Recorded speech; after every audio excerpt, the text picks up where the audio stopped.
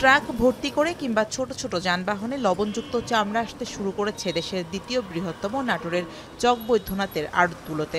চামড়া আসার পর সেগুলো আনলোড করতে ব্যস্ত সময় পার করছেন শ্রমিকরা। মূলত কোরবানি ঈদে ট্যানারি মালিকরা বছরের চাহিদার বেশিরভাগ চামড়া সংগ্রহ করে থাকেন, কিন্তু গেল কয়েক বছর ধরে রমজানের ঈদের পর গ্রামগঞ্জে গড়ে ওঠা মাংস সমিতি থেকে নাটোরের চকবৈদ্যনাথের আড়তগুলোতে চামড়ার সরবরাহ বেড়েছে। ব্যবসায়ীরা জানান, কোরবানি ঈদে শতভাগ চামড়া সংগ্রহ হলেও ঈদুল ফিতরের অন্তত 25 থেকে 30% চামড়া সংগ্রহ হচ্ছে। এছাড়া উৎকৃষ্ট মানের চামড়া সরবরাহের পাশাপাশি দামও ভালো হওয়ায় খুশি ব্যবসায়ীরা। এখন চামড়ার দামও ভালো, চামড়ার ন্যায্য মূল্য পাচ্ছে গৃহস্থরা, যে 1500, 1600, 1700, 1800 পর্যন্ত চামড়ার দাম গেছে।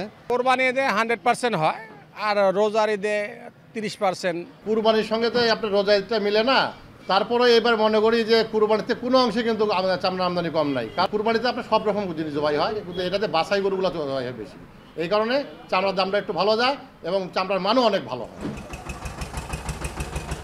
দেশের উত্তর ও দক্ষিণাঞ্চল সহ অন্তত 21 জেলার কাঁচা ও লবণযুক্ত চামড়া আসে নাটোরের চকবৈদ্যনাথের চামড়ার আড়তে। ইতিমধ্যে নাটোরে এসে ঢাকার ট্যানারি মালিকরা চামড়া সংগ্রহ করতে শুরু করেছেন। এবারে 60 থেকে 70 হাজার পিস গরু এবং 25 থেকে 30 হাজার পিস খাসি সহ অন্যান্য পশুর চামড়া সংগ্রহের লক্ষ্য ব্যবসায়ীদের। তো ঈদুল ফিতর উপলক্ষে যা আমদানিগুলো হচ্ছে আমাদের এখানে, মোটামুটি আমাদের টার্গেট 60 থেকে 70 হাজার পিস গরুর চামড়া এবং 30 থেকে 40 হাজার পিস খাসির চামড়া আমদানি হবে।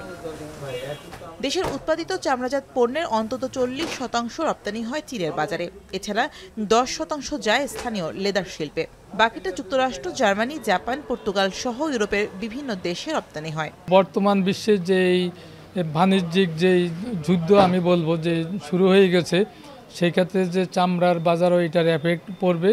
সেক্ষেত্রে আমরা আগামী কোরবান নিয়ে খুবই সন্দিহান। তো আমরা আশা করি যদি সব কিছু ঠিকঠাক থাকে তাহলে হয়তোবা আমরা কোরবানের চামড়াগুলো ভালোভাবে আমরা সংগ্রহ করতে পারবো। গেল কোরবানিতে নাটোরের ব্যবসায়ীরা 6.5 লাখ পিস গরুর চামড়া ও 4 থেকে 5 লাখ পিস খাসি সহ অন্যান্য চামড়া সংগ্রহ করেছিলেন। এখন নাটোর।